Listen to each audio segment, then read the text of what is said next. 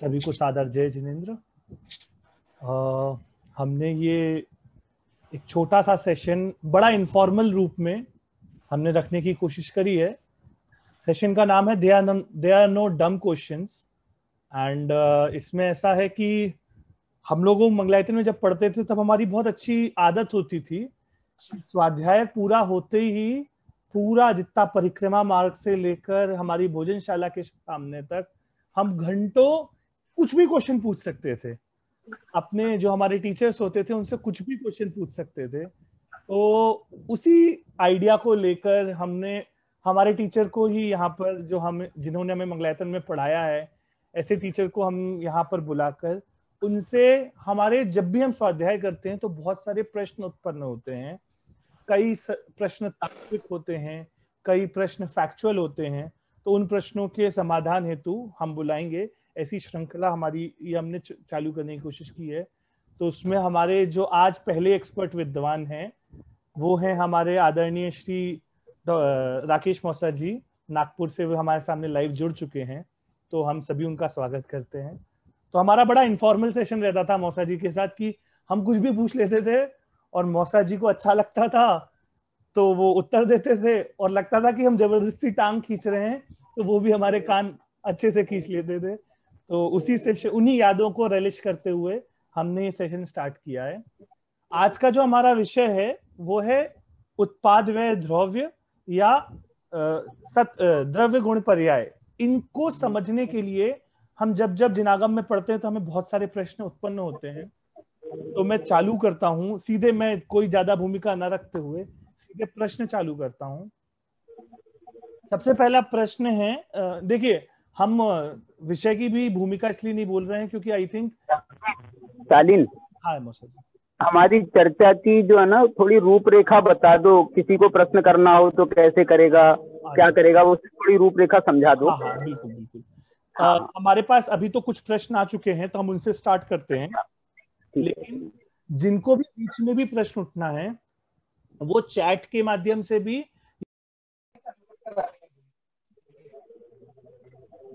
हाँ तो जिनको भी बीच में प्रश्न करना हो वो चैट पे भी लिख सकते हैं या बीच में हैंड रेज कर सकते हैं। हमारे जो भी जितने भी हमारे सादरमी भाई सब जगह से जुड़े हुए हैं वो प्रश्न कर लिख सकते हैं। तो अनुभव जी आपको स्पॉटलाइट देके और आपको अनम्यूट करके आपसे प्रश्न पूछ लेंगे। ऐसा हमारा स्ट्रक्चर रखने वाला है। हाँ, पहला प्रश्न मैं रखता हूं कि मौसा जी हमारा ये प्रश्न है कि जब भी हम द्रव्य गुण पर्याय देखते हैं तो हम कहते हैं वस्तु अभेद है, वस्तु अखंड वस्तु है। तो पहला प्रश्न है ऐसे उसमें 3 अंश क्यों, इसके साथ में कि अगर ऐसे 2 तरीके के अंश हैं, एक ध्रुव अंश है और एक अध्रुव अंश है, एक चेंज होने वाला अंश है, तो ध्रुव अंश में तो जो हम वेदांतियों को दिक्कतें देते हैं कि वो वाली दिक्कतें सारी आ जाएंगी, और अध्रुव अंश में जो हम बौद्धों को सारी प्रॉब्लम्स गिनाते हैं वो प्रॉब्लम आ जाएंगी। तो अगर ऐसा है तो 2 अंश वाला अखंड कैसे हुआ, और अगर 2 अंश हैं तो उनका जोड़ किसने, मतलब उसका बाइंडिंग फोर्स, ग्लू क्या है जो ध्रुव को अध्रुव से जोड़ता है? बोलूं मैं? हाँ मौसा जी प्लीज। देखो, इसमें प्रॉब्लम जो है वो दूसरे टाइप की है। प्रॉब्लम क्या है कि हम लोग छद्मस्थ हैं और हमारी जो दृष्टि है या ज्ञान है वो इतना व्यापक नहीं हो पाता है, और उसके लिए एक क्रम की आवश्यकता होती है। माने हम जो है कोई भी चीज का निर्णय हम एक एक करके करते हैं, धीरे धीरे करते हैं, अलग अलग एंगल से करते हैं, क्योंकि ये हमारी दृष्टि की कमजोरी। केवल ज्ञान को ये प्रॉब्लम नहीं है, इसलिए केवल ज्ञान जो है वस्तु को जैसी है वैसी उसको साक्षात देख लेता है। हमारी प्रॉब्लम क्या है कि हमारे पास में ज्ञान है छद्मस्थ का, अल्प ज्ञान है, और हमको इसी अल्प ज्ञान के ही माध्यम से हमको वस्तु को समझना है।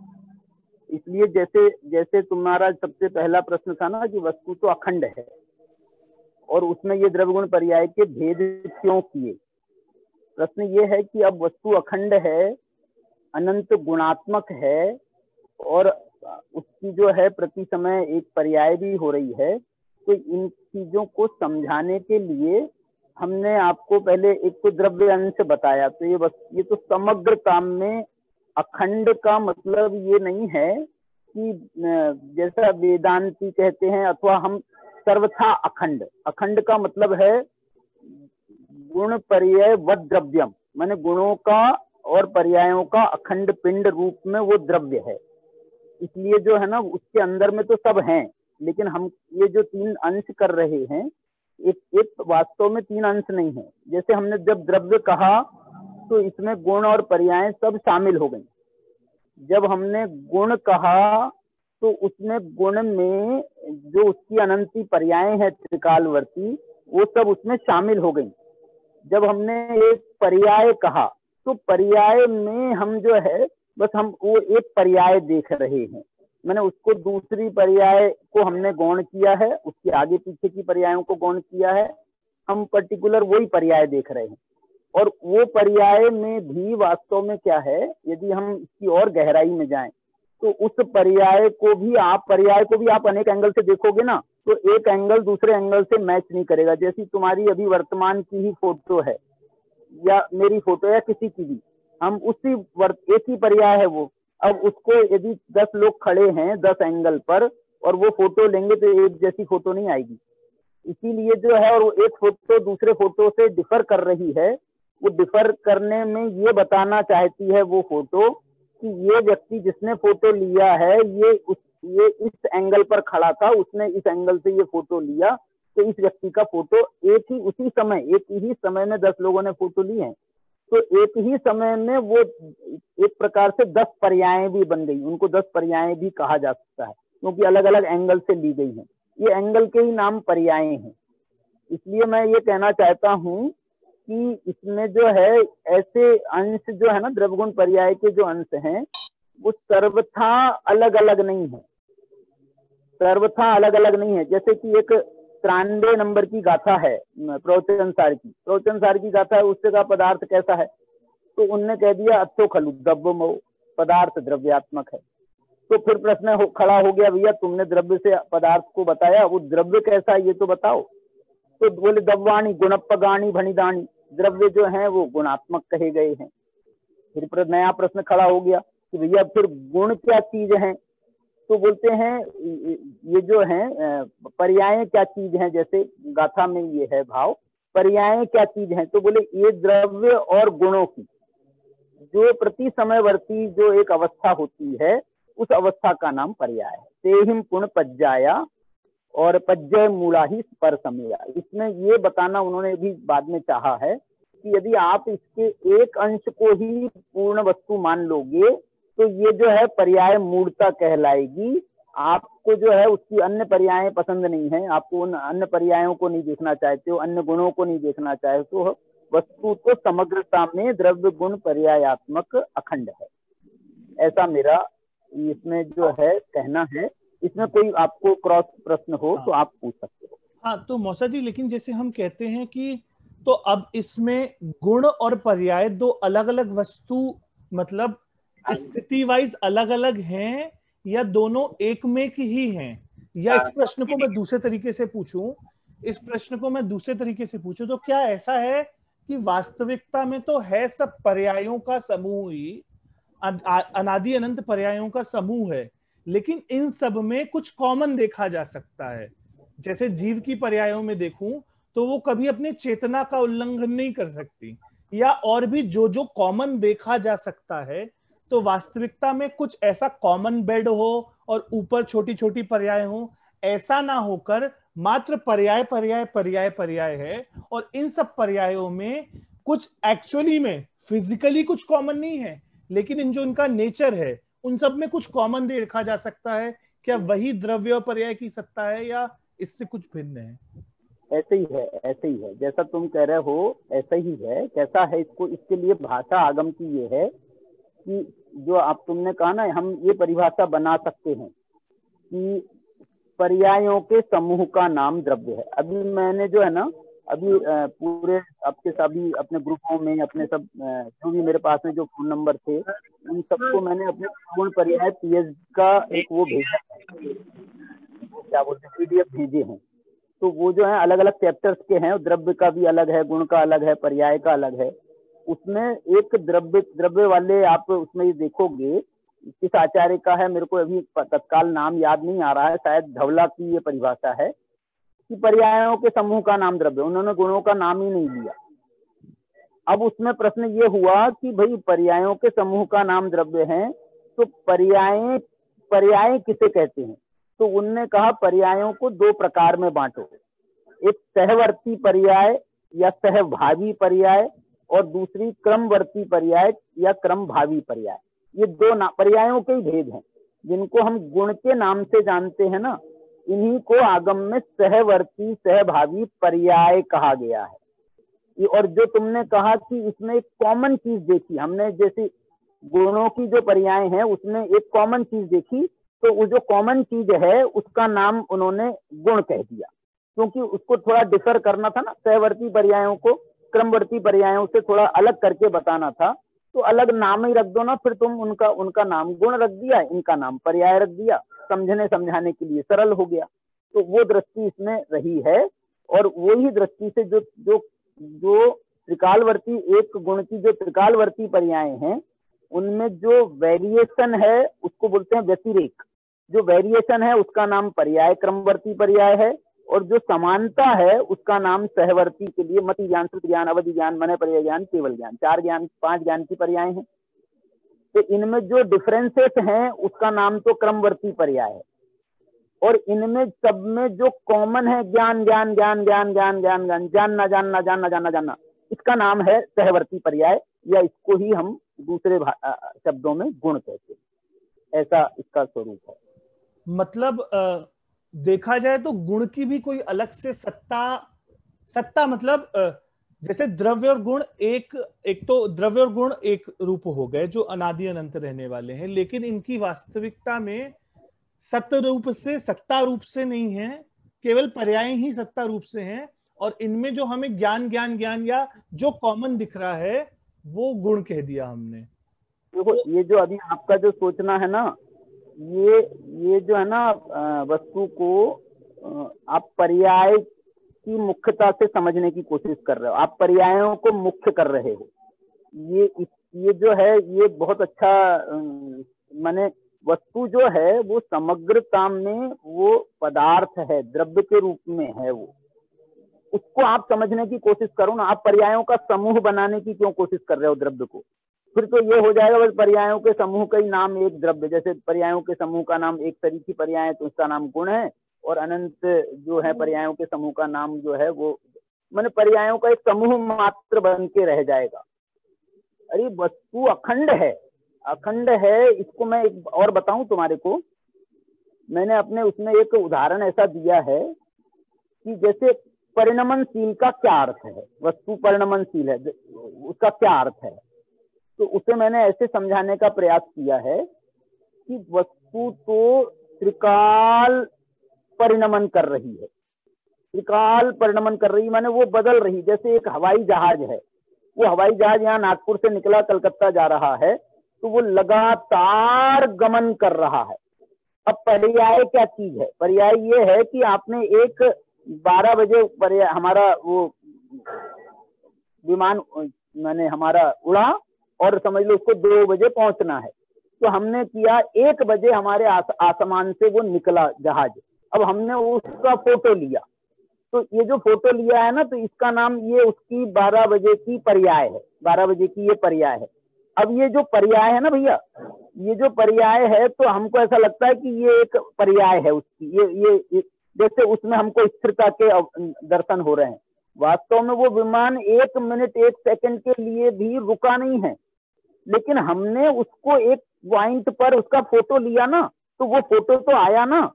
ऐसे ही द्रव्य जो परिणमन कर रहा है, प्रति समय गमन कर रहा, ये उसका एक स्वभाव है। गमनशीलता उसका एक स्वभाव है, परिणमनशीलता उसका स्वभाव है, तो वो तो परिणमन कर रहा है।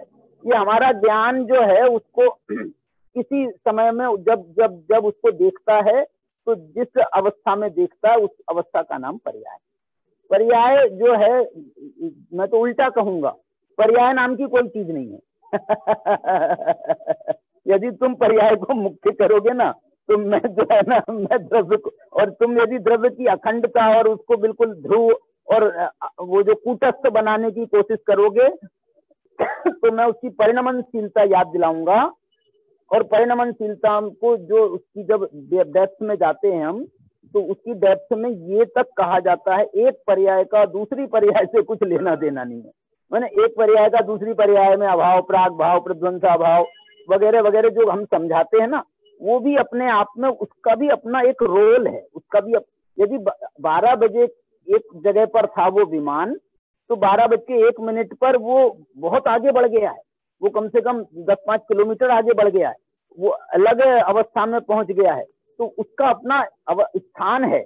ज्ञान बड़ी सूक्ष्मता के साथ में वस्तु को पकड़ता है। जैसे हम केवल ज्ञान की बात करें, केवल ज्ञान वो एक एक समय में वो वस्तु कैसे परिणमन कर रही है, कैसी परिणमन कर रही है, कैसी परिणमन कर रही है, उसको वो केवल ज्ञान तो एक एक समय का समझ लेता है। और हमारा बुद्धि भी भले ही एक समय का नहीं समझे, वो हम कुछ असंख्यात समयों की मिला करके एक पर्याय को समझते हैं, लेकिन हम भी इतना समझ में तो आता है कि वस्तु जो है रुक नहीं रही है, लगातार परिणमन कर रही है। और देखो ये अवस्थाएं बदल बदल करके, जैसे ये नखून बढ़ते हैं तो हम इससे समझते हैं ना उदाहरण से, कि भाई वो नखून जो है 10 दिन में 15 दिन में इतना बड़ा है, इसका मतलब है वो रोज बड़ा है, रोज नहीं हर घंटे बड़ा है, हर घंटे नहीं हर समय बड़ा है, हर मिनट बड़ा है।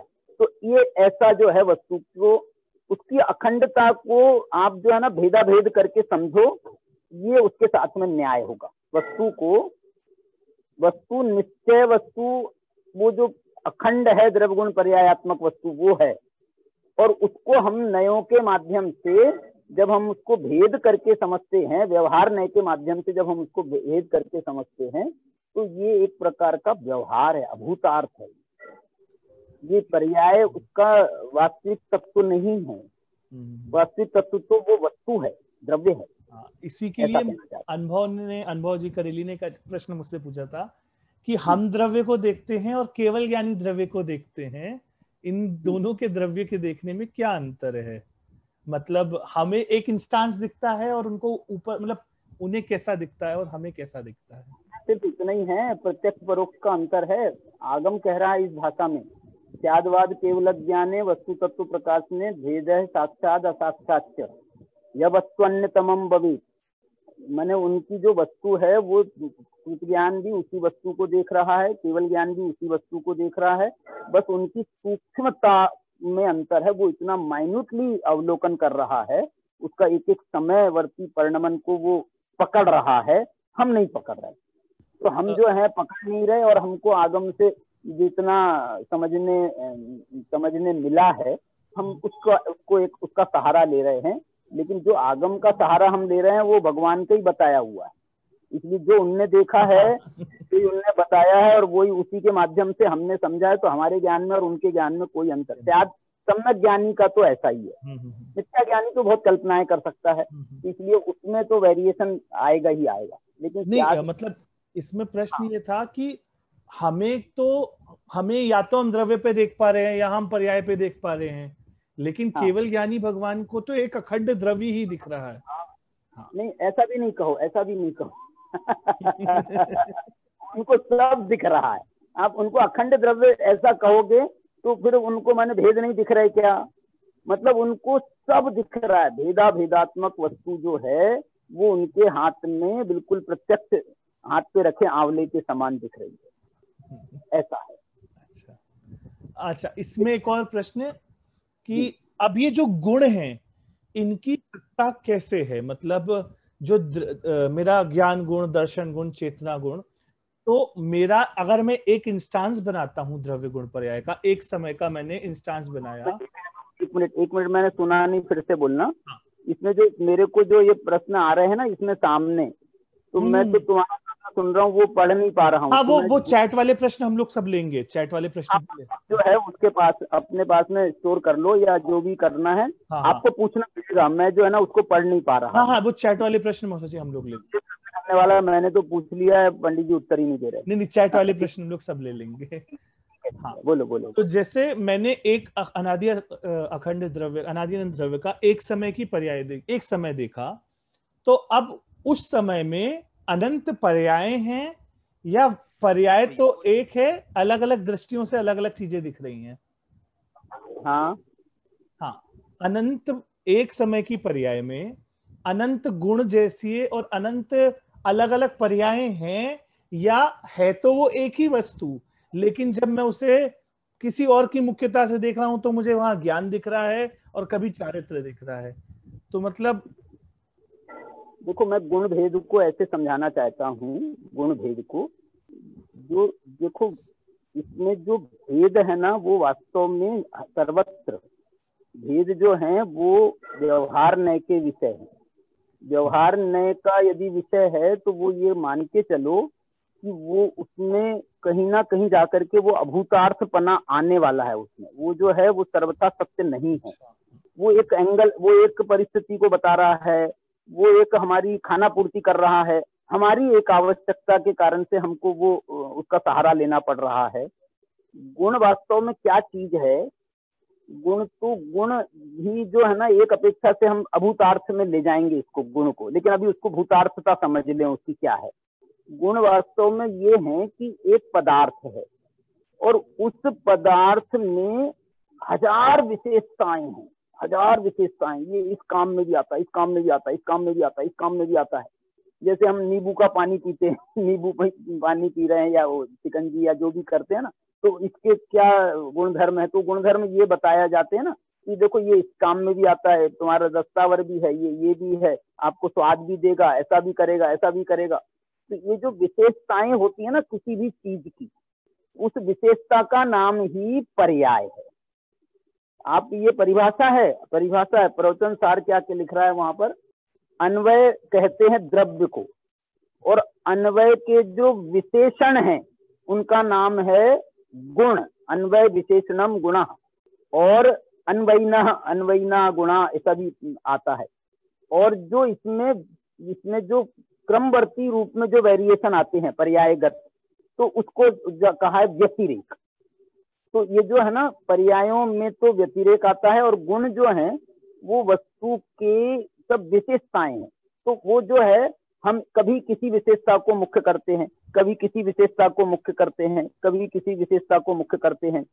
वस्तुगत तो ये विशेषताएं कोई अलग अलग नहीं है वस्तुगत, लेकिन विशेषता की दृष्टि से हम देखें तो वो एक विशेषता दूसरी विशेषता से अलग है, दूसरी विशेषता तीसरी विशेषता से अलग है। तो इसलिए जो है गुण में, एक गुण में दूसरा गुण नहीं होता, ये भी व्याख्या सही है। इसमें गुण की परिभाषा है ना, द्रव्याश्रया निर्गुणा गुणा। गुण जो है निर्गुण होते हैं, माने एक गुण को हम दूसरा गुण नहीं मान सकते, लेकिन ये सब जो गुण हैं एक वस्तु के, ये सब उस वस्तु की विशेषताओं को बता रहे हैं। बस ये विशेषता का नाम गुण है। गुण और कुछ नहीं है। गुण और कुछ नहीं है, मतलब हाँ, नाम है। मतलब जैसे अभी एक प्रश्न था उसी का मैं बताता हूँ कि मतलब गुणों में भाव व्यतिरेक है और पर्यायों में काल व्यतिरेक है, ऐसा कह सकते हैं? इसके जवाब जो है ना, पर्यायों में तो काल व्यतिरेक है, ये तो सत्य है, इसमें कहीं कोई बाधा नहीं आती है। भाव व्यतिरेक में एक बाधा आती है। क्यों बाधा आती है? क्योंकि इसमें जो है ना, न क्षेत्र व्यतिरेक है, न इसमें काल व्यतिरेक है। माने अलग अलग भावों के अलग अलग काल नहीं है, सब एक ही समय में है, एक ही क्षेत्र में है, एक ही द्रव्य में है, सिर्फ उसमें भावों का अंतर है। तो उस भावों के अंतर को आचार्यों ने भाव व्यतिरेक शब्द दिया नहीं है अभी। लेकिन मैं जो है एक किताब पढ़ रहा हूँ, उस पर काम भी कर रहा हूँ। अपने गोपाल दास जी बरैया की किताब है, उनकी किताब का नाम है जैन सिद्धांत प्रवेशिका से, तो आप परिचित हो, जिसमें प्रश्नोत्तर है। उनकी एक और किताब है द्रव्यगुण पर्याय से संबंधित, उसका नाम है जैन सिद्धांत दर्पण। वो किताब में उन्होंने द्रव्यगुण पर्याय की अपनी प्रवेशिका में तो 3 परिभाषाओं में द्रव्यगुण पर्याय समझा दिए। गुणों के समूह को द्रव्य कहते हैं, गुणों के परिणमन को पर्याय कहते हैं, ऐसे ऐसे समझा दिया उन्होंने। लेकिन यहाँ पर तो उन्होंने 10-10 पेज लिखे हैं एक एक चीज में, 10-10 पेज से ज्यादा, पूरी किताब ही इसी पर आधारित है। द्रव्य गुण पर्याय को समझा रही है, कम से कम 250 पेज की किताब है वो। उन्होंने भाव व्यतिरेक माना है, मैं ये बता रहा था आपको। अच्छा। उन्होंने गुणों में भाव व्यतिरेक माना है, लेकिन ये जो व्यतिरेक है ना, उसको हम कैसे उनको अलग अलग करें, कैसे अलग अलग करें? न क्षेत्र भेद है, न काल भेद है, न द्रव्य भेद है। इस अपेक्षा से उन्होंने उसमें अभेदता मानना ही ज्यादा उचित माना गया है। लेकिन निर्गुणा गुणा कह दिया, इसमें वो भाव व्यतिरेकपना आ ही गया। निर्गुणा गुणा जब अपन कह रहे हैं, एक गुण दूसरे गुण रूप नहीं होता, इसका मतलब है भाव व्यतिरेक है उनमें। इसमें कोई माने, मुझे तो लगता है ऐसा मानने में आपत्ति नहीं है। अभी एक सुलभ जी का प्रश्न आया है, तो क्या व्यवहार ने अभूतार्थ है ऐसा कहने पर गुण भेद को काल्पनिक कहना पड़ेगा? नहीं नहीं नहीं नहीं, काल्पनिक नहीं। देखो, व्यवहार ने, जो मैंने कहा ना, व्यवहार ने एक अवस्था तक उपयोगी है। जो उसकी उपयोगिता है वो अवास्तविक नहीं है, वो जो है एक, इसलिए हम उसको गौण करते हैं या अभूतार्थ कहते हैं, क्योंकि जब हम निर्विकल्प अनुभूति में जाते हैं तो ये जो गुण भेद हैं, पर्याय भेद हैं, ये जो है ना, ये हमारे को विकल्प पैदा करते हैं, ये जो है उस अनुभूति को होने नहीं देते हैं। उस कारण से इनको अभूतार्थ की संज्ञा दी जाती है। लेकिन अभूतार्थ जो है उस रूप में अभूतार्थ नहीं है कि इनकी कोई सर्वथा सत्या ही नहीं है, ये काल्पनिक है। ना ना ना ना ना, ऐसी काल्पनिक नहीं है, ऐसे काल्पनिक नहीं है। इनकी वास्तव में स्थिति है वस्तु। मैं एक बात कहता हूँ, वस्तु को उपयोगी बनाने में कहो या उसको महिमा मंडित करने में, ये सब गुणों का ही योगदान है। गुण यदि ना समझ में आए हमको, तो हमको उस द्रव्य की महिमा समझ में नहीं आएगी। द्रव्य में है अनंत गुण, लेकिन हम 2-4 गुण भी बताते हैं तो हमको उस वस्तु की महिमा आ जाती है। इसलिए जो है वो गुण जो है ऐसे अवास्तविक या काल्पनिक नहीं कह सकते। अच्छा, अब जब गुणों की बात चल रही है तो इनके संबंधी और अर्थ कहा है, ये ऐसा इनका आया सुलभ का, प्रयोजन वश अभूतार्थ कहा है। मैं ऐसा कहना चाहता हूँ, प्रयोजन वश भूतार्थ कहा है। ठीक है, let's see the bright side वाला हो गया है। ठीक है। जब भी गुणों की चर्चा होती है तो कुछ समानार्थी शब्द अपने आप सामने आ जाते हैं। शक्ति, गुण, धर्म, तो इनमें अंतर। और मुझे एक प्रश्न है, वो मैं अभी पूछ लेता हूं कि जैसे गुण और धर्म, इसमें जो गुण हैं अगर ये सत्ता रूप से हैं, तो क्या धर्म भी सत्ता रूप से द्रव्य में विद्यमान है? जैसे कोई पुरुष है तो पुरुष में सत्ता रूप से पितापना या पुत्रपना तो विद्यमान नहीं है, लेकिन सापेक्षता से उसमें पितापना या पुत्रपना है। तो ये जो धर्म था पितापना या पुत्रपना का, तो ये सत्ता रूप से तो विद्यमान नहीं था। हाँ, जब ज्ञान करके देखा तो वह धर्म दिखा। तो क्या नयों के कारण धर्म होते हैं? प्रश्न ऐसा बन गया। तो मैं अलग बहुत सारे प्रश्न मैंने मिला दिए हैं, आप अपन पहले से चालू करते हैं कि धर्म, गुण, शक्ति। देखो, एक तुमने पर्यायवाची की बात करी पहले। हाँ। मैं बताना ये चाहता हूँ, द्रव्य के पर्यायवाची, गुण के पर्यायवाची, पर्याय के पर्यायवाची, इन सबके पर्यायवाचियों की चर्चा आगम में खूब है। पंचाध्यायीकार ने 20 अलग अलग पर्यायवाची शब्द बताए हैं। द्रव्य के पर्यायवाची, गुण के पर्यायवाची कम कुछ नहीं तो उसमें 10-15 उन्होंने शब्द बताए हैं, और इत्यादि लगा दिया तो मतलब तुम और भी खोज सकते हो। इत्यादि लगा दिया तो इसका मतलब ऐसे ही पर्याय के पर्यायवाची बताए हैं। पर्यायवाचियों का आपको एक सामान्य मंतव्य समझा देता हूँ। पर्यायवाची उन्हें कहा जाता है कि जिसमें कुछ कॉमन होता है, लेकिन पर्यायवाची भी सर्वथा कॉमन नहीं होते, सर्वथा एक दूसरे को रिप्लेस नहीं कर सकते। पर्यायवाची हैं, वो पर्यायवाची हैं, लेकिन पर्यायवाची होने पर भी वो जो एक पर्यायवाची शब्द है उसकी अपनी एक विशेष आइडेंटिटी भी है और कॉमन भी है, कॉमन भी है। जैसे कि आपने कहा गुण, धर्म, शक्ति, स्वभाव, तुमने शायद 3 कहे, मैं तो 4 कर दे रहा हूँ। इनकी हमने ज्यादा चर्चा करी है पीछे। अभय जी और हम लोग जो हैं, एक बार कोई शिविर लगा था, मोना का शिविर था, किसका शिविर था, तो उस समय जो है ये विषय दिया गया था, मेरे को दिया था या अभय जी को दिया था, तो हम दोनों ने उस पर काम भी किया था। एक हमने जो है एक 47 शक्तियों का एक बहुत सरल वर्जन भी निकाला है, एक 47 शक्तियों का। तो उसमें भी हमने प्रारंभ में ये शक्ति, धर्म, स्वभाव, गुण, इन चारों की एक अलग क्या आइडेंटिटी बनती है उसको भी बताया है, और कॉमननेस क्या है उनमें ये भी बताया है। तो देखो इनकी ये पर्यायवाची हैं, इसका अर्थ ही है कुछ ना कुछ इसमें कॉमन है। लेकिन ये पर्यायवाची देखो हमारे यहाँ मालूम नए हैं, ऐसे नए जो 7 नए है ना, नैगम संग्रह व्यवहार ऋजु सूत्र वाले नए, उसमें पर्यायवाची शब्दों को एकार्थवाचक जो माना गया है वो माना है कौन से नए से, नैगम संग्रह व्यवहार, चौथा कौन सा है, नैगम संग्रह व्यवहार ऋजु सूत्र, ऋजु सूत्र है ना चौथा नए। तो ये जो चौथा ऋजु सूत्र नए ना, इस अपेक्षा से ये एकार्थवाचक है। लेकिन इसके बाद में समभिरूढ़ नय आता है, शब्द नय आता है, एवं भूत नय आता है। ये जो नय है 3 नय, ये उनको अलग अलग स्थापित कर रहे हैं, अलग अलग स्थापित कर रहे हैं, अलग अलग माने समभिरूढ़ नय ने एक लिमिट तक उसको अलग अलग बताया।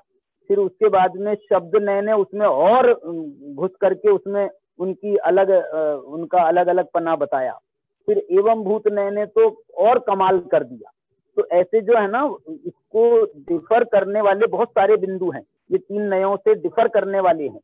और जो ऋजु सूत्र नय है वो एक पर्यायवाचियों को एक अर्थवाचक, एक अर्थ के वाचक हैं ऐसा भी कहा कहता है, और इसमें कोई दोष नहीं है। अब हम ये कहें, विचार करें तो हम जो है ना शब्द नय से इनका वेरिएशन खोज सकते हैं। शब्द नय से माने गुण। अब गुण शब्द का जो है व्युत्पत्ति करें शाब्दिक रूप से व्याकरण सम्मत, तो ये वैयाकरण लोग जो हैं वो गुण शब्द की व्युत्पत्ति गुण्यते इति गुणः, जिसके द्वारा गुण्यते पृथक क्रियते, जिसके द्वारा हम एक वस्तु को दूसरी वस्तु से पृथक करते हैं, उसका नाम गुण है। ऐसा एक गुण शब्द की व्याख्या होती है।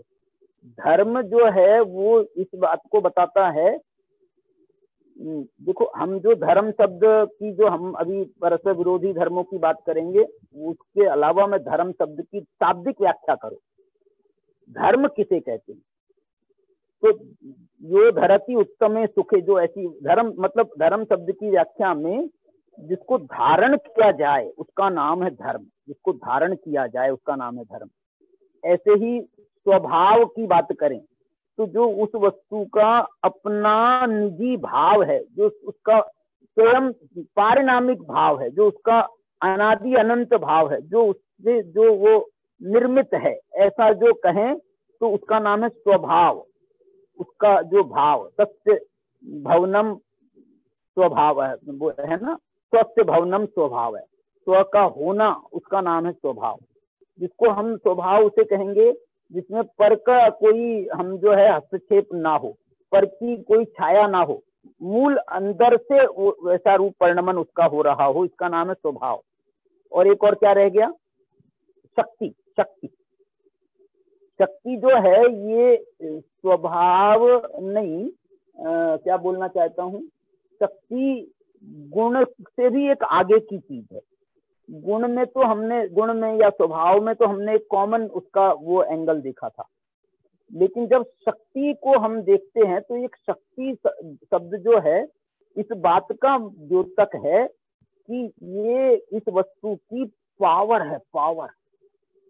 जैसे हम कहें ज्ञान तो है गुण और केवल ज्ञान है उसकी पावर, तो केवल ज्ञान उसकी सर्वज्ञत्व शक्ति है, लेकिन हम अन्य द्रव्यों की तुलना में देखें, अन्य द्रव्यों की तुलना में देखें तो एक 47 शक्तियों में ज्ञान शक्ति को भी माना गया। तो ज्ञान शक्ति ये बता रही है कि ये आत्मा की ही जानने की पावर है, अन्य द्रव्यों की नहीं है। लेकिन केवल ज्ञान शक्ति या सर्वज्ञत्व शक्ति ये कह रही है कि ये इसकी जो ज्ञान की जो पावर है वो जब पूर्णता को आती है तो ये सर्व द्रव्य पर्यायेषु केवल, सारे द्रव्य उनके गुण उनकी पर्याय, सकल द्रव्य के गुण अनंत पर्याय अनंत, एक ही जाने एक ही काल, ये उसकी शक्ति, जाने एक ही काल, एक समय में सबको जान लेना, ये उसकी शक्ति है। तो ऐसे जो है ना, हमको इनमें जो माइनर अंतर है समझने, माइनर अंतर, ये माइनर इसलिए कह रहा हूं मैं क्योंकि हम छद्मस्त हैं। हम जो है ना, यदि ये अंतर करने जाएंगे ना तो हम बहुत उलझ जाएंगे। हमारे पास में ज्ञान तो है अल्प, और उस अल्प ज्ञान में बहुत फर्क नहीं पड़ता है। आप यदि इनके अंतर को नहीं जानोगे ना तो भी बहुत फर्क नहीं पड़ता है। इनने जानने योग्य 3 चीजें बताई हैं मुख्य रूप से, द्रव्य गुण पर्याय। अब द्रव्य में और उसके सब पर्यायवाची शामिल हैं, गुण में उसके सब पर्यायवाची शामिल हैं, पर्याय में उसके पर्यायवाची शामिल है। सबके अलग अलग अर्थ हैं। यदि आपके पास में बहुत समय है, आपके पास में क्षमता है, आपके पास में और जो भी उसकी आवश्यक है, यदि वो सब हैं तो वस्तु जो है वो अकेले गुणात्मक नहीं है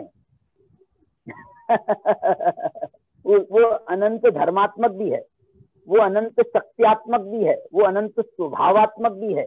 ये सब इनको अलग अलग समझने जाएं तो अलग अलग भी समझा जा सकता है। अब हमारा जो एक मोटा प्रश्न है आपका, गुण और धर्म का अंतर। तो गुण और धर्म का जो अंतर है, गुण को कहा गया है, देखो अनेकांत है ना, अनेकांत, अनेकांत की 2 परिभाषाएं मिलती हैं। अनेके अंता यस्मिन् स अनेकांत है, माने अनेके अंता माने अनेक हैं गुण जिसमें, उसका नाम है अनेकांत। ये एक अनेकांत की परिभाषा। और दूसरी परिभाषा वो धर्म को लेकर है, अनेके अंता यस्मिन् स अनेकांत, अनेक है अंत या धर्म, या धर्म में भी या परस्पर विरोधी धर्म, परस्पर विरोधी धर्म जिसमें है उसका नाम अनेकांत है। अब जो है तुमने कहा, अब ये जो है ना, ये इसमें आप ये देखो, इसमें दोनों की अलग अलग उपयोगिता है। इसके बारे में डॉक्टर साहब की एक पुस्तक है अनेकांत स्याद्वाद नाम की, आप उसमें पढ़ोगे, उसमें भी आपको मिलेगा। उसमें वो गुण को जो क्या कहते हैं मालूम, गुण होते हैं अकेले, गुण होते हैं अकेले अकेले, लेकिन अकेले होकर के भी उनकी पर्यायें होती हैं। पर्यायें मतलब गुण को पिता के स्थान पर रखो और पर्यायों को पुत्र के स्थान पर रखो, तो अकेले जो है वो पर्याय को कैसे उत्पन्न करेगा, लेकिन उसकी पर्याय होती हैं। और मालूम है धर्म जो होते हैं जोड़ी से होते हैं, नित्य अनित्य, एक अनेक, तत् तत् तत् असत, जोड़ी से होते हैं, लेकिन इनकी पर्याय नहीं होती माने जोड़ी से रहने पर भी इनकी पर्याय नहीं है, और वो गुण महाराज जो अकेले हैं फिर भी उनकी पर्याय हो रही है। तो ऐसा जो है एक उनको समझाने के लिए उन्होंने ये भी उदाहरण दिया। तो इसमें लेकिन जो तुम कह रहे हो वस्तुगत, धर्म वस्तुगत नहीं है, गुण वस्तुगत हैं, लेकिन मैं तो इसको नहीं मान रहा भैया। एक बताऊं मैं, ये धर्मों की चर्चा 47 नयों में बहुत मुखरता से आई है। 47 नयों में, इसमें भी आई है, 47 शक्तियों में भी धर्मों की चर्चा आई है। एकत्व शक्ति, अनेकत्व शक्ति, तत्व शक्ति, अतत्व शक्ति, भाव शक्ति, अभाव शक्ति, ये परस्पर विरोधी शक्तियां हैं, फिर भी इनको शक्तियों में भी शामिल किया है। मैंने इन धर्मों को शक्तियों में भी शामिल किया और गुणों को भी धर्मों शक्तियों में शामिल किया। लेकिन यहाँ पर भी ऐसा ही किया है। यहाँ पर जब 47 नए बताए हैं ना, 47 नयों में 21 जोड़े हैं, 21 जोड़े। तो आप बोलोगे 47 नयों में 21 जोड़े कैसे बनेंगे? 21 जोड़े हैं, द्रव्य का पर्याय का, द्रव्य नय पर्याय नय, ऐसा आए ना। और उसके बाद में 2 धर्म बताए उन्होंने, अस्तित्व और नास्तित्व। और अस्तित्व नय और अनास्तित्व नय को उन्होंने सप्त भंगों में विस्तारित किया, तो उसके 2 के 7 हो गए। इसके बाद में आप देखोगे तो सब जो है वो परस्पर विरोधी जोड़ों के साथ में वो धर्मों की चर्चा कही है। इसलिए कुल मिलाकर के 7 को 2 में गर्भित कर दें तो कुल मिलाकर के 47 में से 42 रह जाएंगे, और 42 जो हैं वो 21 जोड़ों में हैं। तो ये बताना मैं चाहता हूं आपको, ये सब जो है ना, इनको मालूम, आप उसका जो भूमिका बनाई है ना अमृत चंद्राचार्य ने टीका में, उन्होंने ये बोला है कि ये जितने भी वचनालाप होते हैं, यावदिया वयन वहा तावदिया चेव होंती नयवादा, और यावदिया नयवादा तावदिया चेव होंती पर समय, वो वहां पर ले गए वो उसको। यहाँ तो मैं ये कहना चाहता हूँ जितने वचन हैं नयात्मक वचनात्मक नए हैं, उतने ज्ञानात्मक नए हैं, और जितने ज्ञानात्मक नए हैं उतने वस्तु में धर्म है, कहने मात्र को नहीं है, धर्म है। यदि वो धर्म में नहीं, वस्तु में नहीं होते तो हमारे ज्ञान के विषय नहीं बनते, ज्ञान के विषय नहीं बनते तो हमारे वचनों के विषय नहीं बनते। इसलिए जो भी है वो सब वस्तु में है, वस्तु के बाहर कुछ नहीं है। यदि वस्तु के बाहर की बात हम करेंगे तो वो कल्पना हो जाएगा, ये सब कल्पनाएं हो जाएंगी। ये धर्म कल्पनाएं नहीं है। ये पिता पुत्र धर्म की भी बात कर लो आप, तो ये पिता पुत्र धर्म कोई कल्पना है क्या? कल्पना है क्या? माने मेरे में पुत्रत्व धर्म है क्योंकि मैं किसी से पैदा हुआ हूं। कोई मेरे को पुत्र कहता है उससे नहीं, कोई मेरे को पुत्र कहता है उससे नहीं, मैं किसी से पैदा हुआ हूं इसलिए मैं पुत्र हूं, और मेरे में किसी को पैदा करने की क्षमता भी है इसलिए मैं पिता हूं। मैं पुत्र, मेरे को पिता कहता है इसलिए मैं पिता थोड़ी हो गया। मैं पिता, पुत्र को जनने की क्षमता है इसलिए पिता हूं। मैं किसी से जनने की मेरे में क्षमता है इसलिए मैं पुत्र हूं। इसलिए ये वस्तुगत है। धर्म भी कोई, ये तो समझाने के लिए है कि परस्पर विरोधी है। इसमें खास बात ये है, इसलिए उनकी एक आइडेंटिटी अलग बताई गई है कि ये परस्पर विरोधी है, और इनके परस्पर विरोधी होने का अलग मजा है। मजा क्या है? परस्पर विरोध जो है ये इनको सार्थक बनाता है। परस्पर विरोध जो है ना, धर्मों का जो परस्पर विरोध है ये उनको सार्थक बनाता है। इसके लिए मैं एक शब्द प्रयोग किया जाता है आगम में, अर्थ क्रिया कारित्व प्रदान करता है। ये माने ये नित्यत्व धर्म अनित्यत्व धर्म जो आपने कहा, एक शुरुआत में प्रश्न किया था, ये नित्यत्व धर्म जो है वो सर्वथा नित्य कर देगा, अनित्यत्व धर्म जो है सर्वथा अनित्य कर देगा। लेकिन जो है ये नित्यत्व अनित्यत्व सापेक्ष है, अनित्यत्व नित्यत्व सापेक्ष है, इसलिए वो जो है ये सर्वथा इसमें कहीं भी आ नहीं सकता। इस दृष्टि से जो देखें तो ये वस्तुगत ही है सब। अच्छा, इससे एक और प्रश्न मुझे उत्पन्न हुआ कि हाँ। धर्म की पर्याय नहीं होती तो उसका अर्थ ये है क्या कि जैसे गुण की पर्याय क्यों मानी? क्योंकि उनके 2 समयों में मतलब कुछ अंतर होता है। धर्म में सारे एक से होते हैं, इसीलिए ऐसा कह दिया कि पर्याय नहीं होती या होती नहीं है? नहीं, मुझे तो इसमें ऐसा समझ में आता है कि जब उस धर्म को ही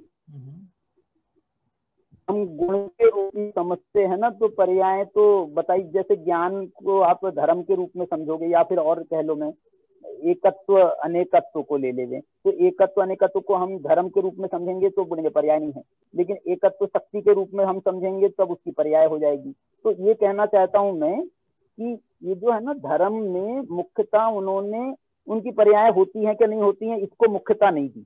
इन्होंने मुख्यता इस बात को दी है कि ये जो है ना, ये परस्पर विरोधी, अपने से विरोधी धर्म सापेक्ष है।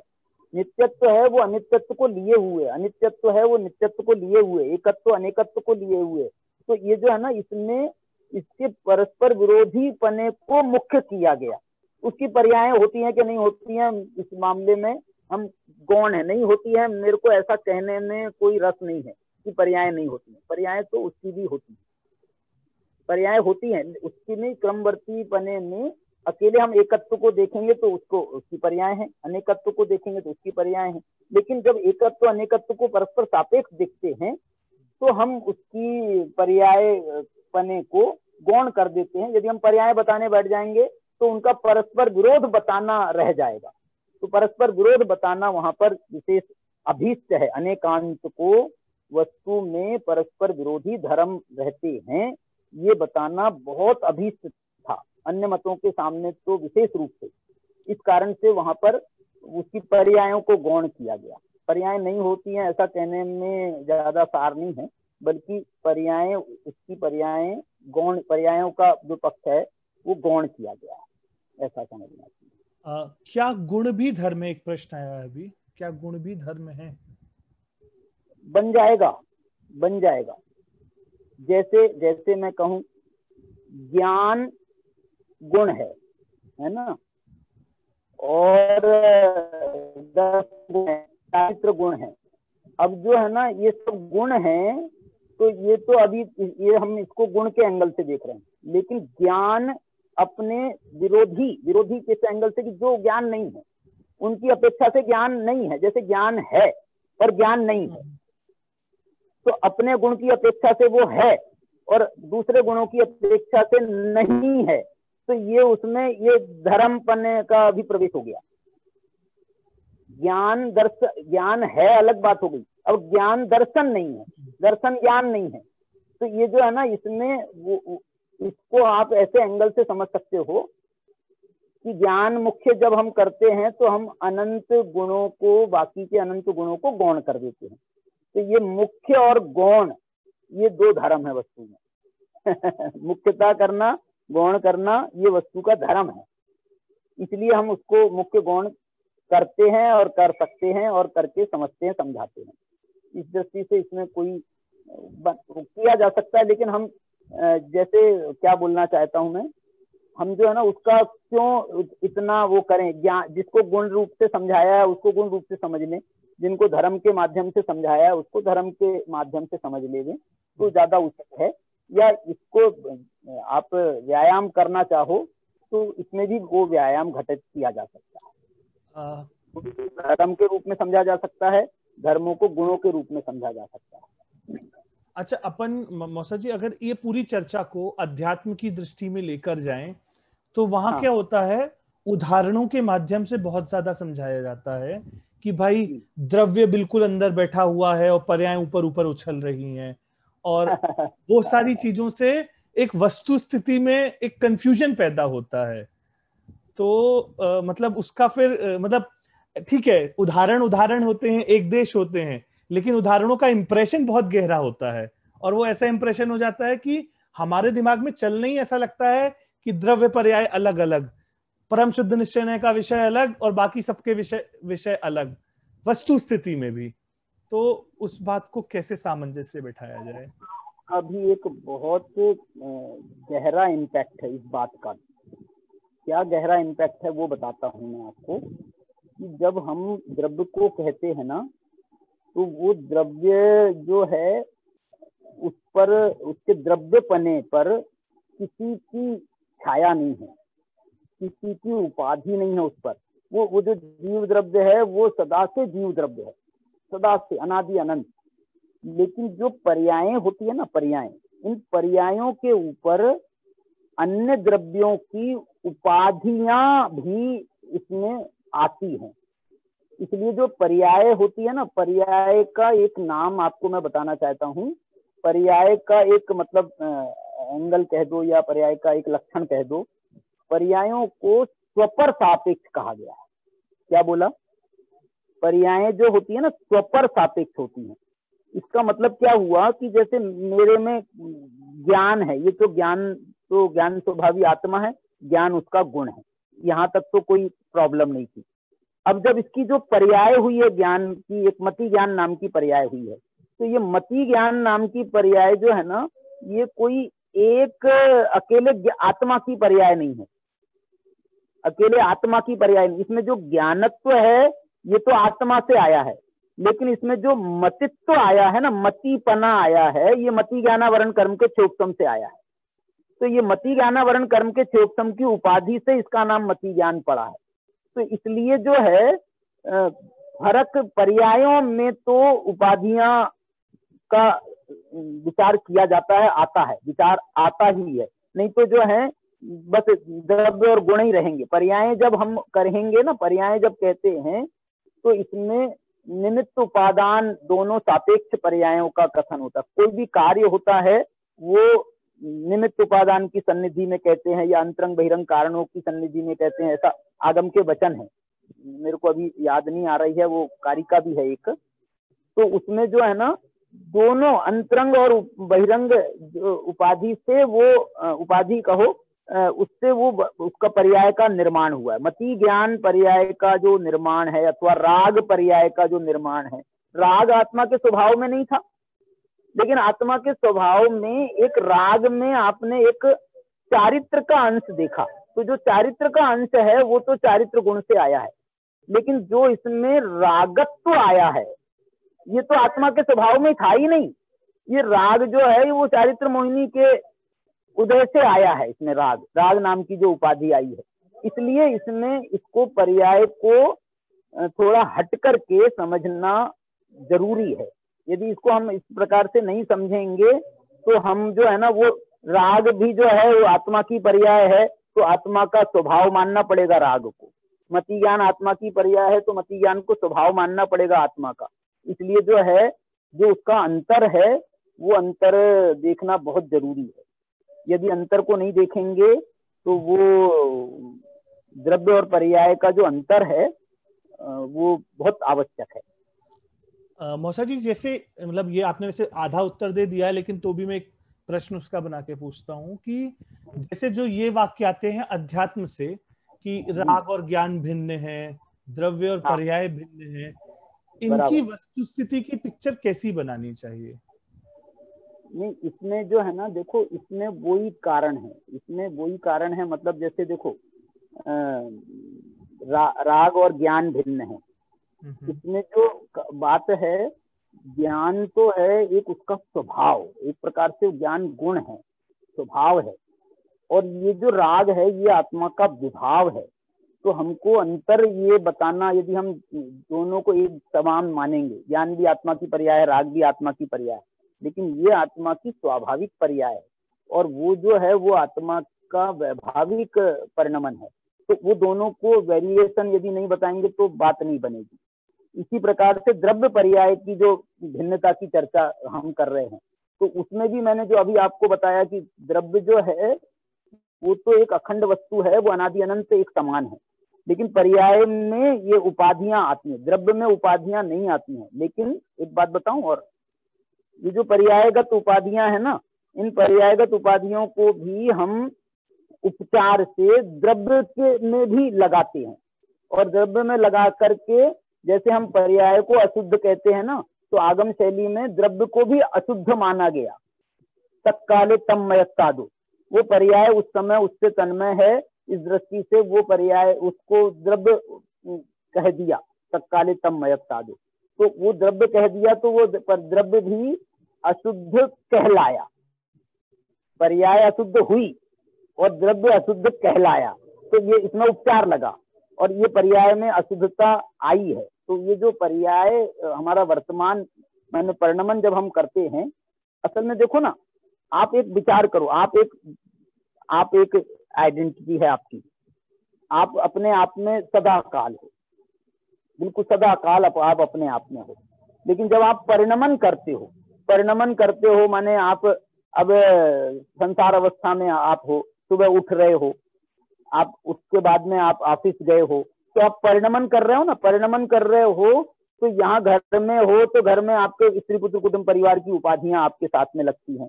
जब ऑफिस में जाते हो तो वहाँ के कर्मचारियों के, वहाँ के कामों की, वहाँ के ऑफिस की, द्रव्य क्षेत्र काल भाव की उपाधियां लगती हैं। तो ये जो उपाधियां लगती हैं ये पर्यायों में लगती हैं, और आप जो है आपकी आइडेंटिटी शुरू से लेकर आखिरी तक एक अलग भी है, तो उसको जो है द्रव्य कहा गया, उसको द्रव्य कहा गया। इस दृष्टि से उसकी एक हमको जो है ना, देखो द्रव्य स्वभाव को इसलिए ऊर्ध्व रखना है, यदि हमने पर्यायों को ही सर्वस्व मान लिया तो ये पर्याय तो हमारी ये सब विकारी हो रही हैं, ये स्वपर सापेक्ष पर्याय हैं, तो इनसे यदि हम अपना अवलोकन करने लगेंगे, इससे हम अपना मूल्यांकन करने लगेंगे, तो जो मूल स्वभाव है, मूल स्वभाव को बताने वाला कौन है फिर? इसलिए ये जो द्रव्य और गुण है ये हमारे मूल स्वभाव को बताने वाले हैं, और पर्याय जो हैं ये हमारी जो है हरकतों को बता, वर्तमान की हरकतों को बताने वाली पर्याय हैं। मैं अभी अपना अंतिम प्रश्न लूंगा, उसके बाद फिर बाकी लोगों ने के भी प्रश्न है। एक प्रश्न है मुझे शांतनु भैया का कि क्या पर्यायें भी ध्रुव हो सकती हैं, यदि हाँ तो फिर कैसे? वही सहवर्ती पर्याय जिनको गुण कहते हैं, गुण भी एक प्रकार की पर्याय है, और वो ध्रुव है कहो या नित्य है, ऐसा कह सकते हैं। अच्छा, एक और प्रश्न लिखा है, समय सार में सिद्ध भगवान की पर्याय को ध्रुव और अचल क्यों कहा, वहां उनका क्या आशय है? वो उसमें वहां ध्रुव कहने का आशय ये है कि जैसे हमारी पर्याय संसार अवस्था में एक एक समय में बदल रही है, और अब जो सिद्ध भगवान की जो पर्याय हुई है वो अब कभी नहीं बदलेगी, तो भविष्य की दृष्टि से उसको ध्रुव कहा। भविष्य में कभी नहीं बदलेगी, इस कारण से उसको ध्रुव कहा है। अचल कहा, ध्रुव कहा, अनुपम कहा, तो ये जो कहा गया है ये है पर्याय दृष्टि का कथन, लेकिन उसमें भी हमारी और उनकी पर्यायों में वेरिएशन है, उसको कैसे बताया जाए। तो हम को अध्रुव कहा और उनकी पर्यायों को वो कहा। हाँ बेटा। हाँ ताऊ जी, ताऊ जी एक प्रश्न, अभी तक की जो हम लोगों की ये चर्चा शुरू हुई थी, मैं आपको थोड़ा उसका एक बैकग्राउंड दे देता हूँ।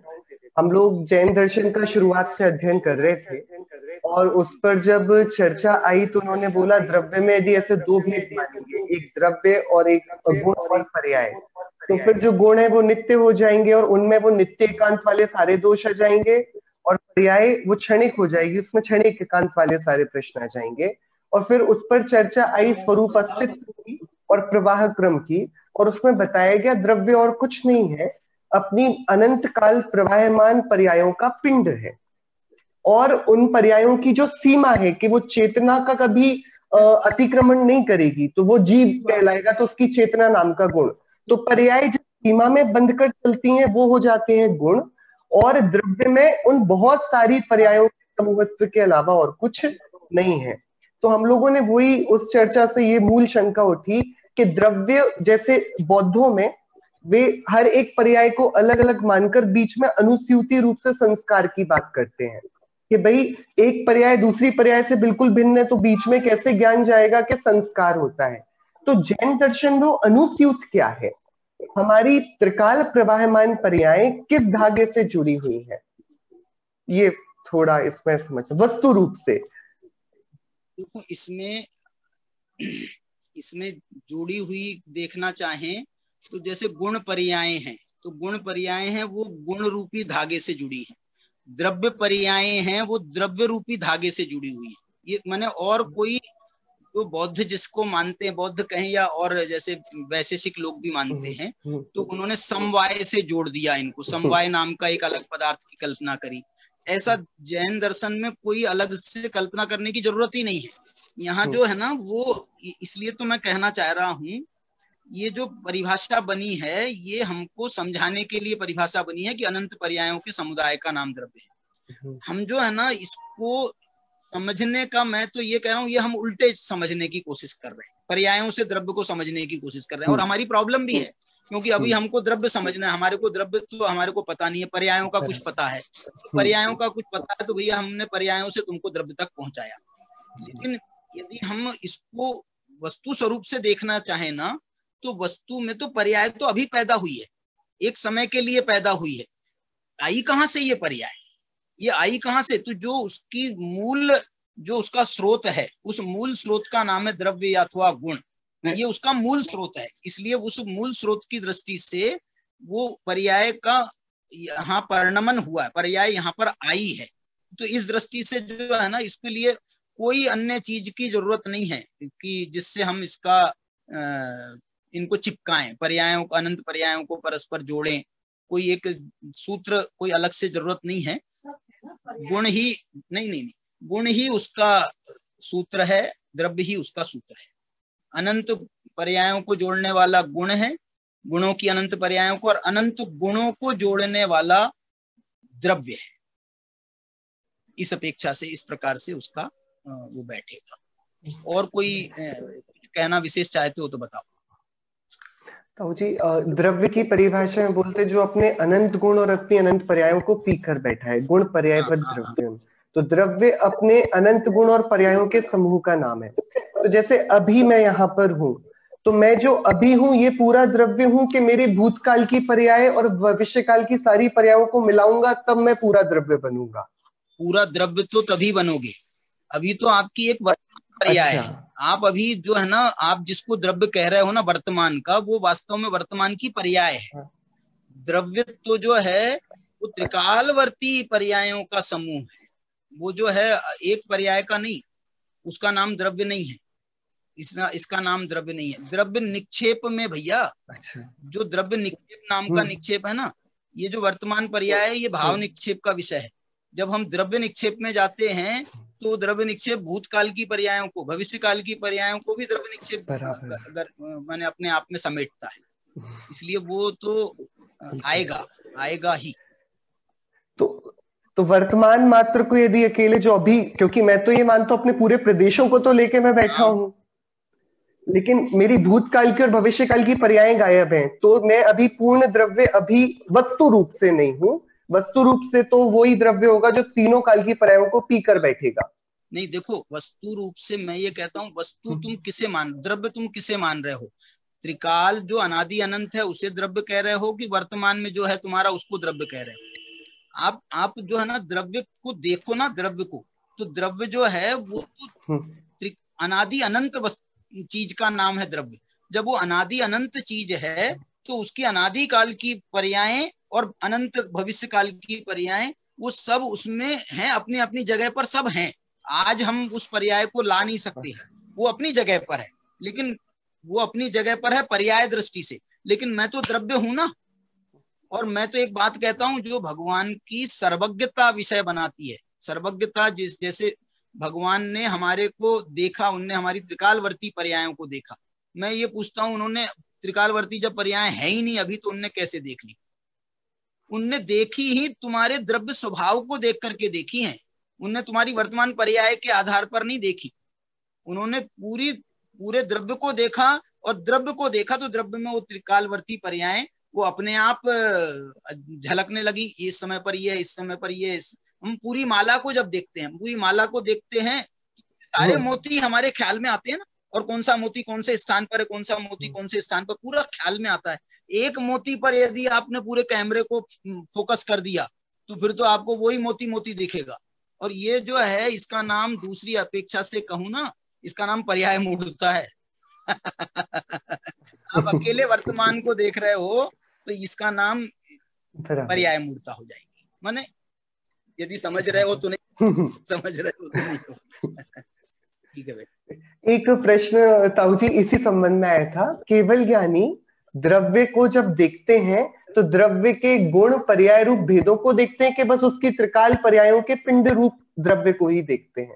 वो अलग अलग पर्यायों को देख रहे हैं कि एक वस्तु रूप, उसको कैसे अलग अलग भी देख रहे हैं, एक भी देख रहे हैं, अभेद भी देख रहे हैं, भेद भी देख रहे हैं, वो उनसे कुछ छूटा नहीं है। अभी तो एक जगह तो हमारे यहाँ देवलाली में या कहाँ पर एक चर्चा आई थी कि जब भगवान देखते हैं ना तो उनको धर्म दिखाई देते हैं। क्या धर्म?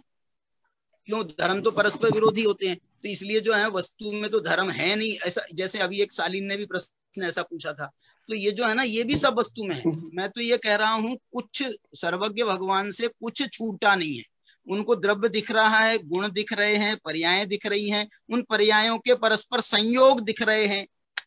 माने उनको तो पूरा विश्व दिख रहा है ना, तो कौन सी चीज उसके साथ चिपकी हुई है, किसका एक क्षेत्रावगा है, किसका विभक्त प्रदेशत्व है, उनको सब दिख रहा है। उनको, उनसे कुछ नहीं छूटा है, उनसे कुछ अनजाना नहीं। सब सब सब सब कुछ भी माने, लेकिन प्रॉपर ढंग से जो है सब दिख रहा है। इसका मतलब सब मिक्सिंग नहीं हो गया।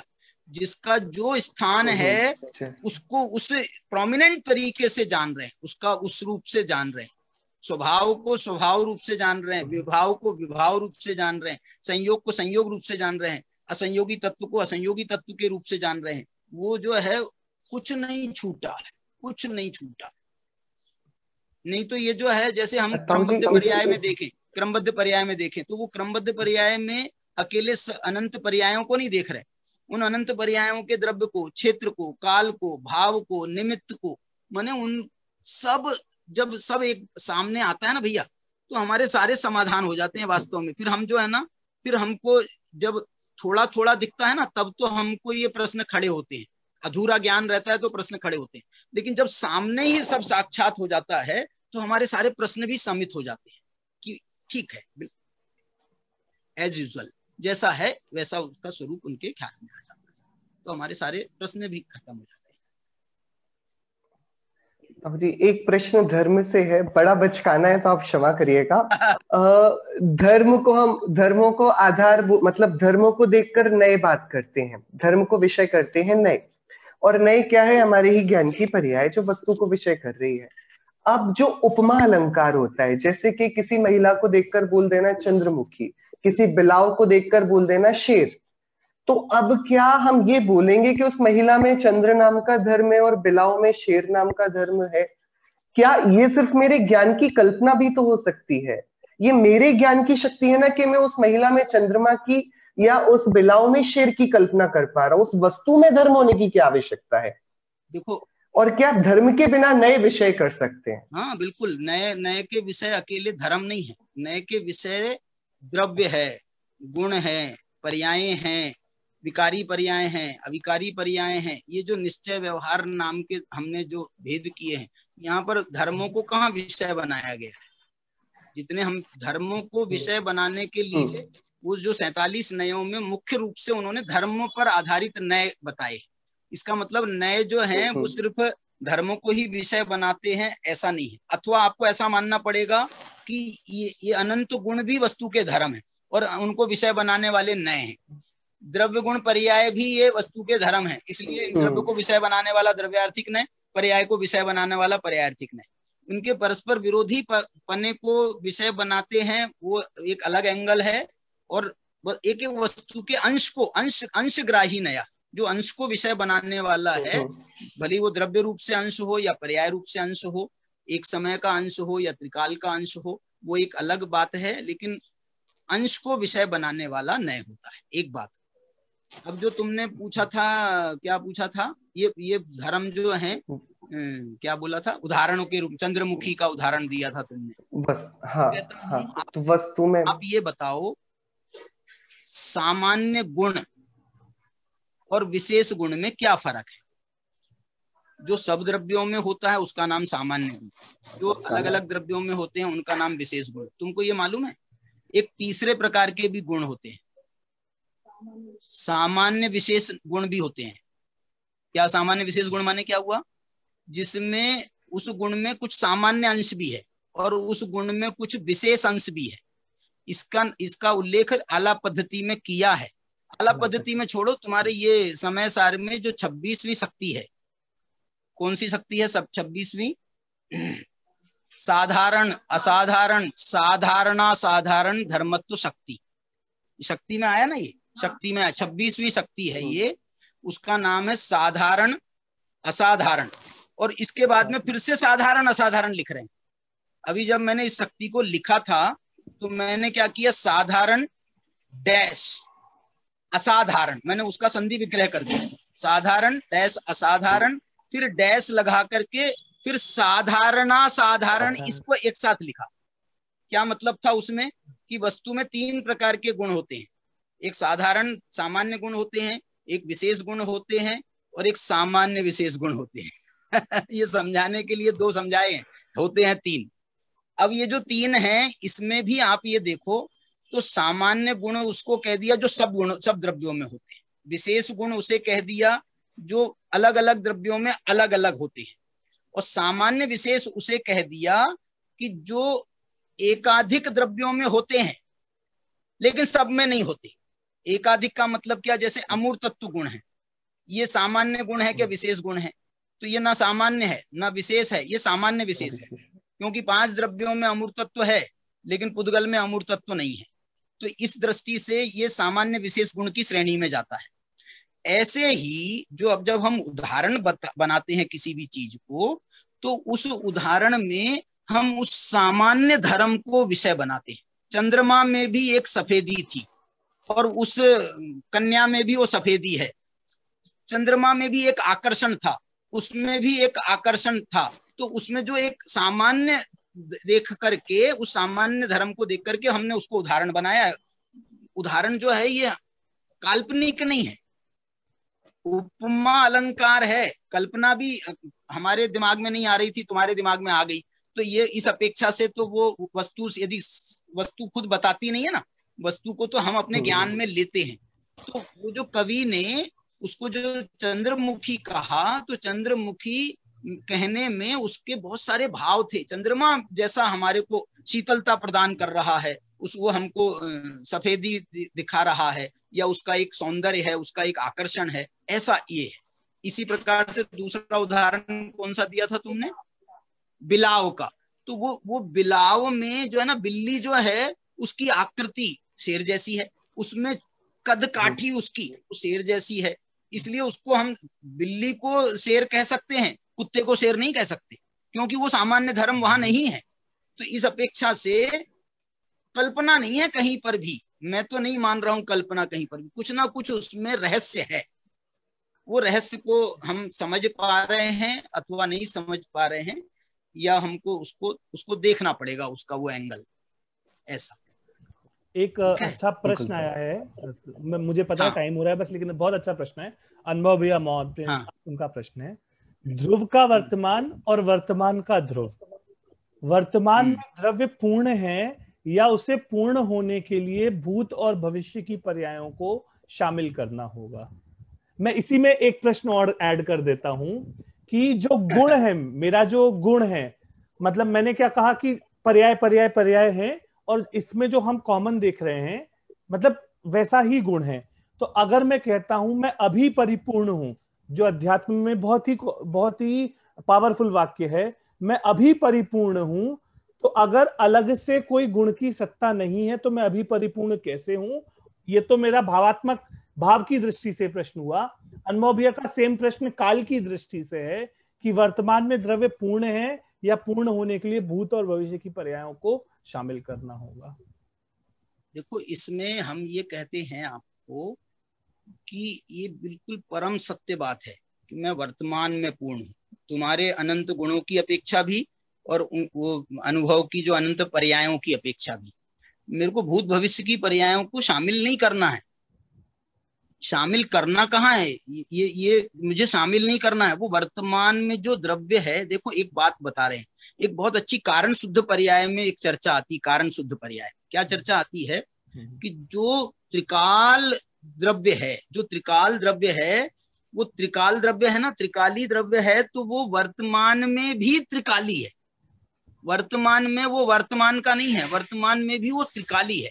लेकिन चूंकि हम उसको वर्तमान में देख रहे हैं, वर्तमान में देख रहे हैं, इसलिए हम जो है उसको कारण शुद्ध पर्याय के नाम से, वो वर्तमान में देखना है उसमें, इसलिए उसको पर्याय कहा गया। लेकिन हम जो देख रहे हैं ना, वो देख रहे जिसको है वो त्रिकाली है, वो त्रिकाली है। और वो त्रिकाली जो है वो भूतकाल में भी था, भूतकाल में भी वो त्रिकाली था, वर्तमान में भी वो त्रिकाली है, और भविष्य में भी वो त्रिकाली रहेगा। इसलिए जो है आपने जो है ना भूत भविष्य को मिला करके त्रिकाली नहीं बनाया है, वो त्रिकाली तो वर्तमान में त्रिकाली ही है। इसलिए जो है वो वैसे उसको समझने की जरूरत है। वर्तमान, आप वर्तमान की पर्याय से उसको देख रहे हो, वर्तमान की पर्याय वर्तमान कालिक है, लेकिन जो द्रव्य है वो तो त्रिकाली है।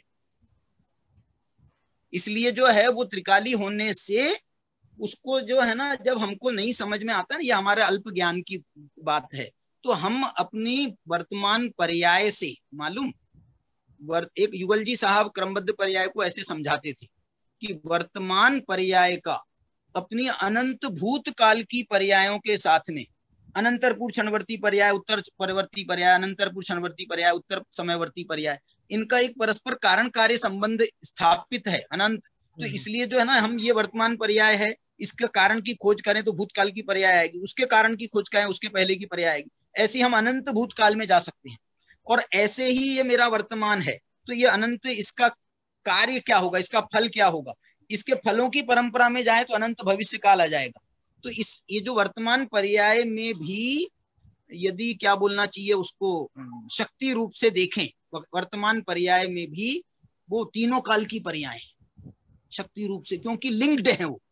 एक को पकड़ेंगे ना, एक पर्याय को पकड़ेंगे, वो एक पर्याय पकड़ में नहीं आती है, वो एक पर्याय जो है ना वो पूरी माला को अपने साथ में लाती है। एक मोती को पकड़ते हैं तो पूरी माला को अपने साथ में लाती है। तो ऐसे ही वो एक पर्याय को पकड़ेंगे तो अनंत पर्याय पकड़ में आ जाएंगे अनुमान से। और वो वैसे देखें तो वो तीनों काल की पर्यायों का अखंड पिंड वो सदा काल है, सदा काल। वो द्रव्य पर्याय तो पर्याय है, पर्याय तीनों काल की पर्यायों का अखंड पिंड नहीं है।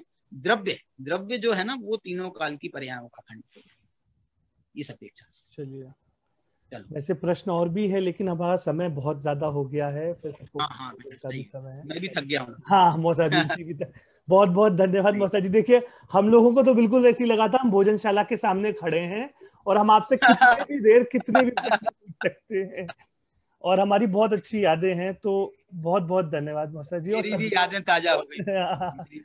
सभी का जुड़ने के लिए बहुत बहुत धन्यवाद, और हम ऐसी श्रृंखला चलाते रहे। हमारे जो है ना एक अशोक जी बड़जात्या भी जुड़े थे अपने साथ में शायद। हाँ जी, शुरू में मैंने देखा था अशोक जी बड़जात्या भी जुड़े थे। हाँ ठीक है भैया, सबको बहुत बहुत धन्यवाद। हाँ तो ये सबको हमारी बहुत बहुत धन्यवाद जी। हमारी कुछ जो कह रहे हो? हाँ बस मैं बस खत्म कर रहा हूँ। हमारी जो श्रृंखला है, दे आर नो डम क्वेश्चंस, तो कोई भी मंगलार्थी भाई मिलके इसका संचालन कर सकते हैं, बिल्कुल इंडिपेंडेंट है। हम खत्म करते हैं, एक छोटी सी पोयम है वो बोल के खत्म करता हूँ। बेवक्त बेतुका सा सवाल पूछिए और ना मुझे मिले जवाब तो दोहराइए भी, इत्र है वजूद में तो कभी इतराइए भी। चलिए सभी को बहुत बहुत जय जिनेंद्र। वाह बहुत सुंदर, जय जिनेंद्र। जय जिनेंद्र सबको, जय जिनेंद्र भैया। स्वर्णलता भी जय जिनेंद्र कर रही है सबको। हाँ जय जिनेंद्र मौसी। जय जिनेंद्र मौसा जी बहुत बहुत धन्यवाद। बेटा जय जिनेंद्र। जय जिनेंद्र, हम भी सुन रहे थे गोष्ठी। अरे वाह, जय जिनेंद्र सबको, जय जिनेंद्र। जय जिनेंद्र जी।